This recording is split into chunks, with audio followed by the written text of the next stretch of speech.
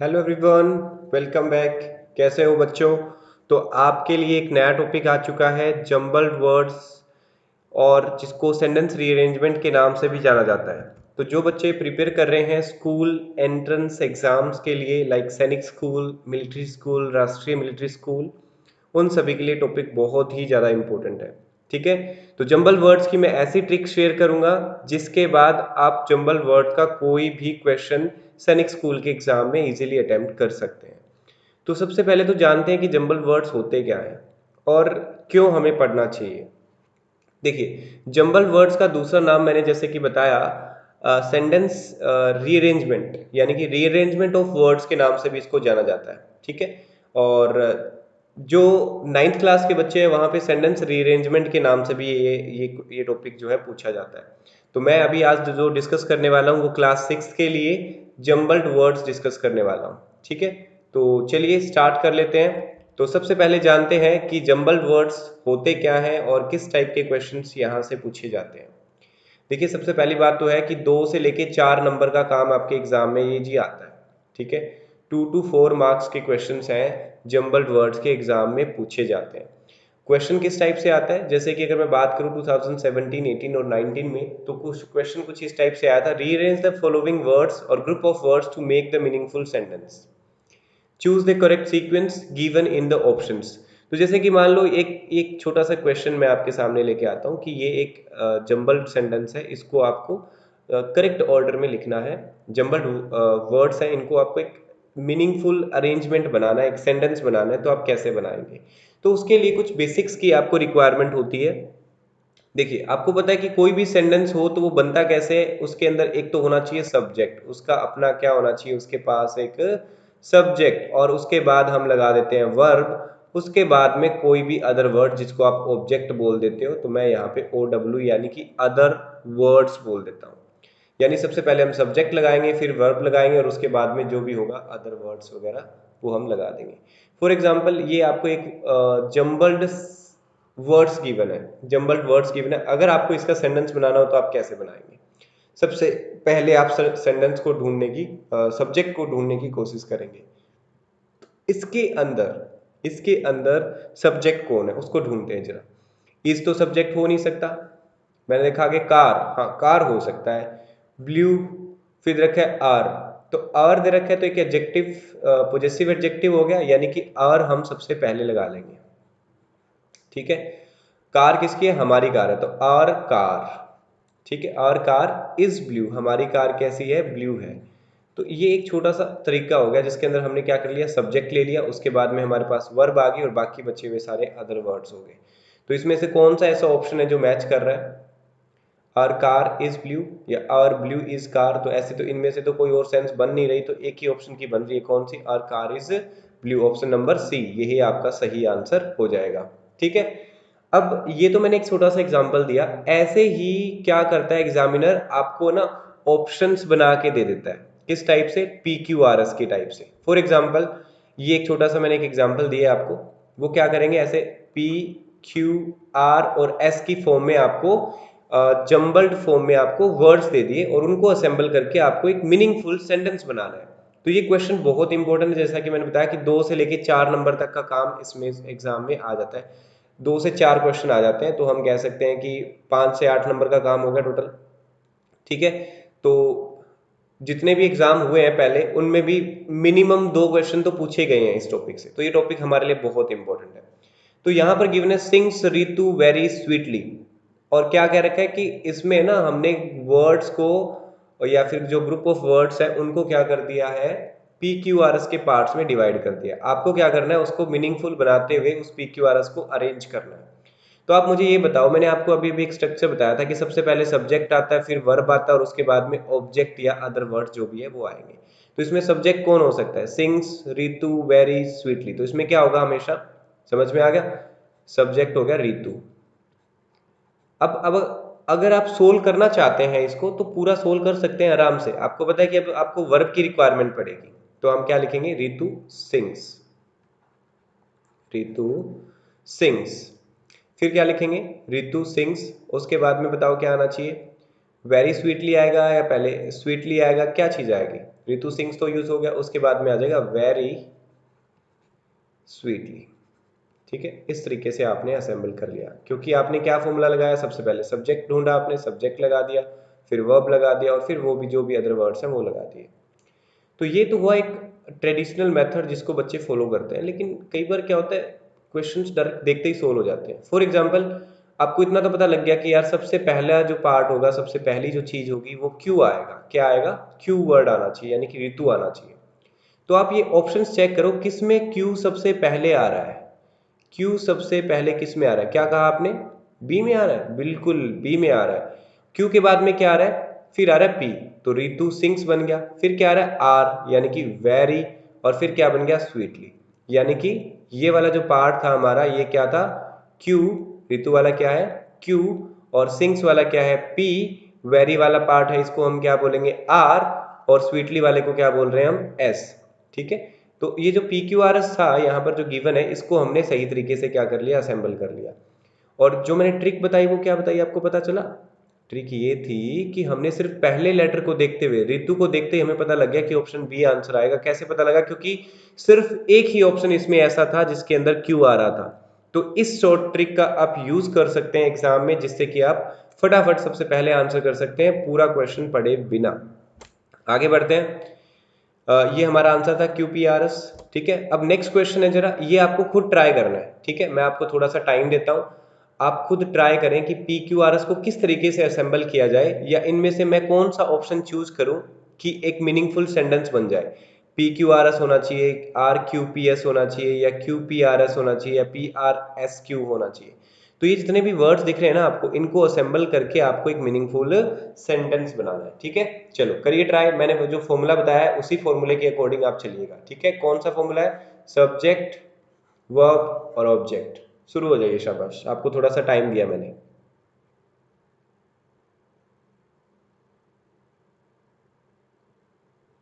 I hope आपने option सोच लिया होगा, आप उसके अकॉर्डिंग सेंटेंस को रीअरेंज करें। देखो, मैं आपके साथ के साथ प्रैक्टिस करवा रहा हूँ, सैनिक स्कूल के लिए आपको तैयारी करवा रहा हूँ। जिन बच्चों का एग्जाम है, सीरियस होकर तैयारी करना शुरू कर दीजिए। बहुत जल्द हमारे जो कोर्स है, फुल कोर्स, वो भी आ रहे हैं। तो A, B, C और D, इनमें से आई थिंक आपने सिलेक्ट कर लिया होगा। तो सब बच्चों ने अलग अलग आंसर करने की कोशिश की है। चलिए देखते हैं आपका आंसर सही आया क्या। तो जिन बच्चों ने ऑप्शन नंबर सी किया था, उन सभी बच्चों का आंसर बिल्कुल ठीक है जी, मुबारक हो, बहुत बढ़िया कर रहे हो बच्चों, वेरी गुड। ठीक है, तालियां होनी चाहिए आपके लिए, क्या बात है।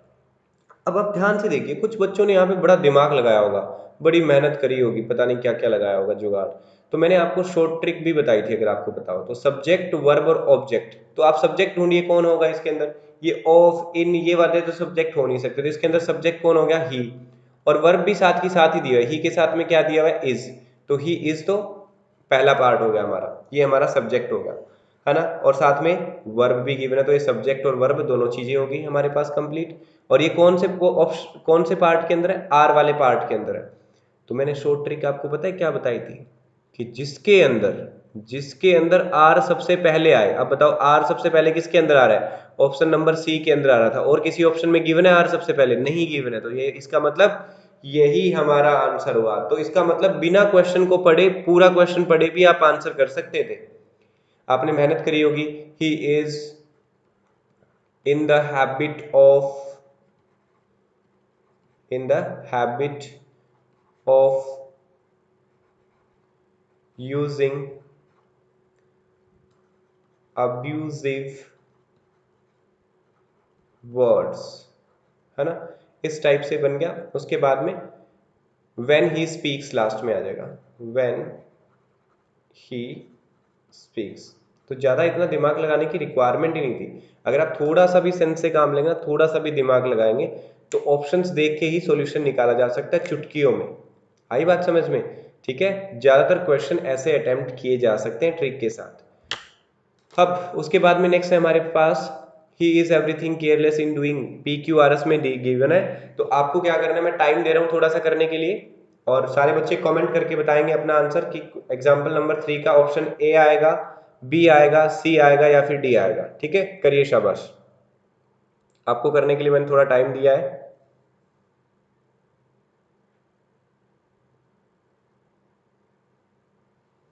चलिए देखते हैं क्या आपका आंसर सही आया है। आई होप आपने कर लिया होगा, नहीं किया तो करिए, शाबाश, जल्दी से शाबाश, अटेम्प्ट करिए।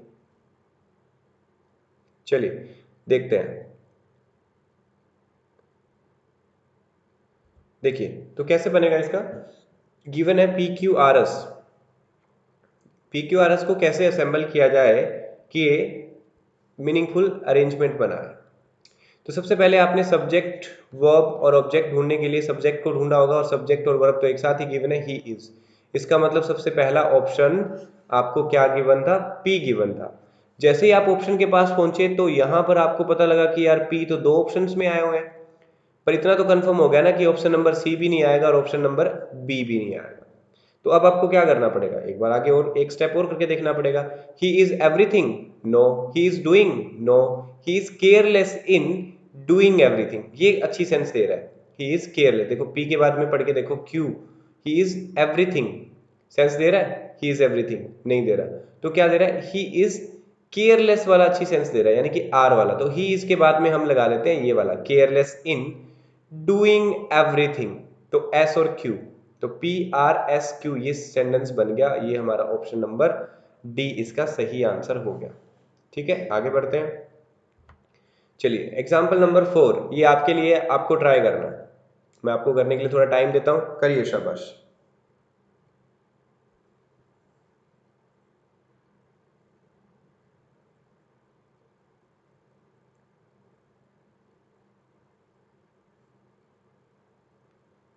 आई होप आपने कर लिया होगा, नहीं किया तो फटाफट से करिए शाबाश। ऑप्शंस आपको गिवन है, ऑप्शन ए बी सी या फिर डी में से कौन सा होगा, और इसमें भी अरेंजमेंट गिवन है, P Q R S, R Q P S, या इनमें से कौन सा होगा। आई होप आपने कर लिया होगा। तो चलिए पहले आंसर देख लेते हैं किस बच्चे का सही आया है। जिन बच्चों ने ऑप्शन नंबर ए किया है उन सभी का आंसर ठीक है। देखते हैं कैसे बना सेंटेंस। क्या गिवन है, walk carefully, walk carefully on the road. तो अब आपको पता है कि आपको क्या चाहिए, सब्जेक्ट चाहिए। तो अगर आप रोड को सब्जेक्ट बना दोगे तो रोड तो वॉक कर नहीं पाएगा, तो ऐसा सेंस बनेगा नहीं कि एस को आप पहले उठा लो, और वैसे भी हमें एस पहले किसी में गिवन भी नहीं है। तो वॉक के बाद आप यूज करेंगे केयरफुली, वॉक के बाद में केयरफुली वाला ऑप्शन सिर्फ एक ही था, ऑप्शन नंबर एक। तो walk carefully on the road इसका सही आंसर होगा, पी क्यू आर एस, ये पी हुआ, walk carefully on road. Clear, आगे बढ़ते हैं। चलिए अब आपको क्या गिवन है, यहाँ पर चार ऑप्शन गिवन है, पी क्यू आर और एस। क्या गिवन है, पी क्यू आर और एस, ये आपको चीजें गिवन है। ओके, इनको आपको क्या करना है, रीअरेंज करना है। आप जितनी ज्यादा प्रैक्टिस करेंगे उतना ही अच्छे तरीके से एग्जाम में परफॉर्म कर पाएंगे, और नई नई टेक्निक्स, नई नई ट्रिक्स आप खुद निकाल पाएंगे। ठीक है, ओके, वेरी गुड, कॉन्फिडेंस रखिए और ट्राई करिए इस क्वेश्चन को कि इसका सही आंसर क्या आएगा, ऑप्शन ए बी सी या फिर D. Very good, super fast, very good, you can do it. Yes, ये वही एग्जाम्पल है जो हमने किया था, सिर्फ आपको पजल करने के लिए मैंने दिया था। ही is careless in doing everything, ये इसका आंसर हो जाएगा, ही is careless in doing everything, ये इसका सही आंसर था। आगे बढ़ते हैं नेक्स्ट क्वेश्चन की तरफ, ये हम कर चुके हैं। इसके बाद नेक्स्ट क्वेश्चन है हमारे पास, ही, फिर P दे रखा है, फिर Q R और S। तो ये P है, P के लिए आपको यूज करना है ही, Q है लीव्स, R है इन, S है कंफर्ट। तो आपको बताना है इसका सही सीक्वेंस क्या बनेगा, PQRS बनेगा, QRPS बनेगा, या RQPS बनेगा, या PRSQ बनेगा। आपको ट्राई करना है, करिए ट्राई, मैं आपको थोड़ा टाइम देता हूं करने के लिए।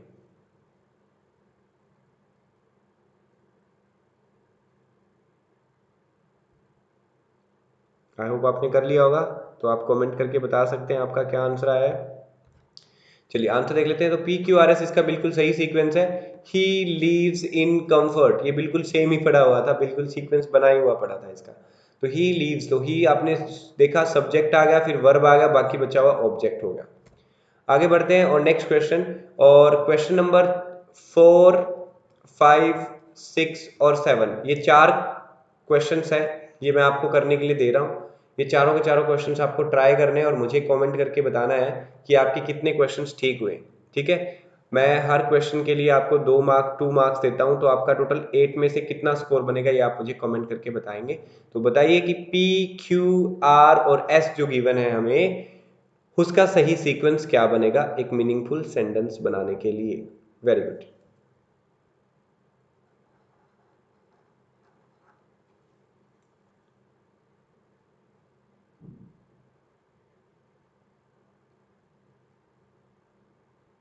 ओके, आई होप आपने कर लिया होगा।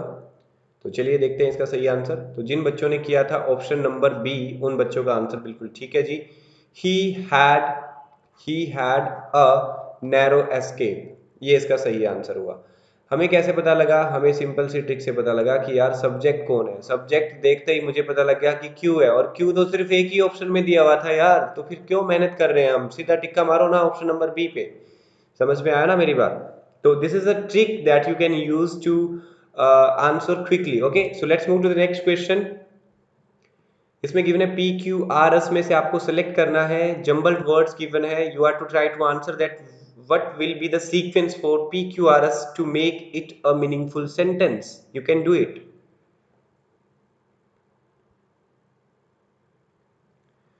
Very good, super fast, very good करिए।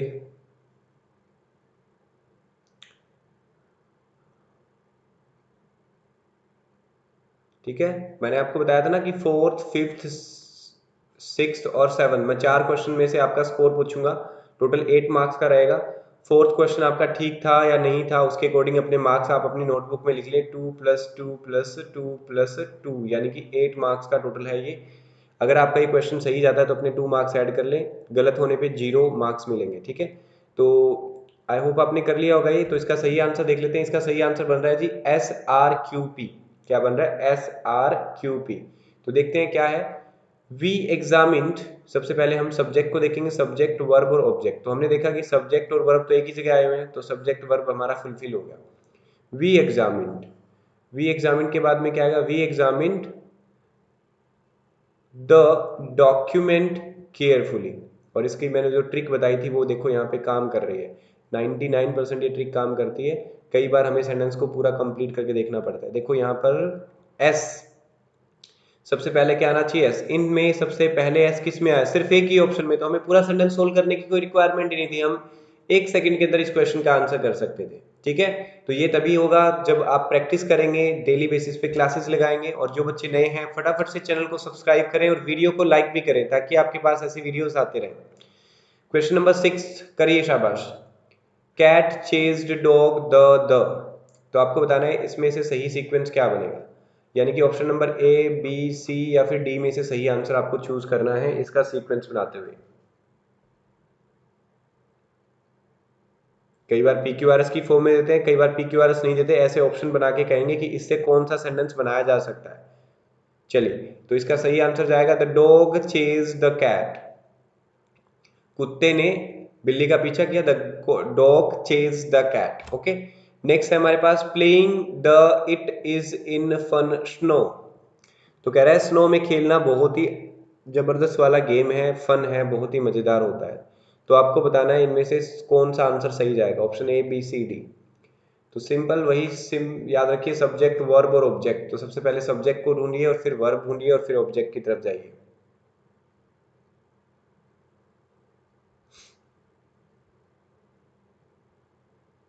आई होप आपने कर लिया होगा। करिए शॉप। तो इसका सही आंसर हो जाएगा option number B, it is. तो सब्जेक्ट इसमें क्या हो गया? इट, वर्ब इज हो गया। तो इट इज फन प्लेइंग। देखो इट इज किसी में और में आ रहा है, किसी में नहीं आ रहा, तो ये सारे के सारे ऑप्शन कट हो गए। ऑप्शन नंबर बी सिलेक्ट कर लिया। इस तरीके से अगर आप सॉल्यूशन करेंगे तो आप एग्जाम करेक्ट कर सकते हैं। These are the tricks. और अगर ऐसे क्वेश्चंस और भी जरा ट्राई करने हैं तो आप और भी ट्राई कर सकते हैं। मैंने क्वेश्चन नंबर 8 भी आपके लिए दिया है। ठीक है, तो फटाफट से आप सॉल्यूशन निकाल सकते हैं किसी भी क्वेश्चन का। जल्दी जल्दी अटेम्प्ट करिए। आपके लिए 8, इसके बाद एक क्वेश्चन और है। तो टोटल हमारे 4 नहीं बल्कि 5 हो जाएंगे, और आपका स्कोर बताना होगा फिर आपको 10 में से, क्योंकि 2 मार्क्स का ईच क्वेश्चन मैं लेके चल रहा हूँ। इसका जल्दी से आंसर करिए बच्चे। वही ट्रिक लगानी है सब्जेक्ट, वर्ब और ऑब्जेक्ट सेंटेंस के लिए। तो सब्जेक्ट ढूंढने की कोशिश करिए जल्दी से। सब्जेक्ट मिल गया हो तो वर्ब फिर ऑब्जेक्ट। तो इसका जो सही आंसर हो जाएगा I like going to the beach. सबसे पहले ढूंढने की कोशिश करिए कि सब्जेक्ट क्या है। तो सब्जेक्ट इसके अंदर ये हो गया, उसके बाद में वर्ब आ गई, तो सब्जेक्ट वर्ब हमें मिल गया। तो ढूंढो किसके अंदर है, सब्जेक्ट वर्ब सिर्फ ऑप्शन नंबर डी के अंदर था। ये आपका आज का लास्ट क्वेश्चन है, करिए ट्राई, शाबाश। Under the fish sea leaves, इसका सही सीक्वेंस क्या बनेगा? ऑप्शन ए, बी, सी या फिर डी। इससे कौन सा सेंटेंस बनाया जा सकता है जो मीनिंगफुल हो?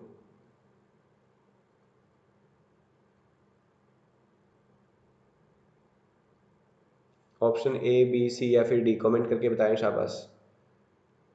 चलिए तो देख लेते हैं, आपने कर लिया होगा।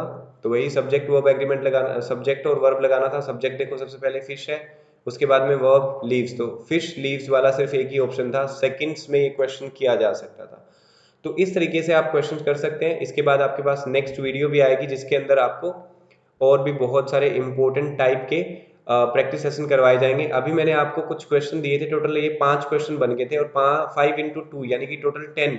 तो 10 में से आपका कितना स्कोर बन रहा है, कितने क्वेश्चन ठीक हुए? अगर आपके 3 क्वेश्चन ठीक थे तो 3 इंटू 2 यानी कि 6 मार्क्स बने। इस तरीके से आप मुझे कमेंट करके बताएंगे कि आपका कितना स्कोर रहा। ठीक है, करिए ट्राई, शाबाश।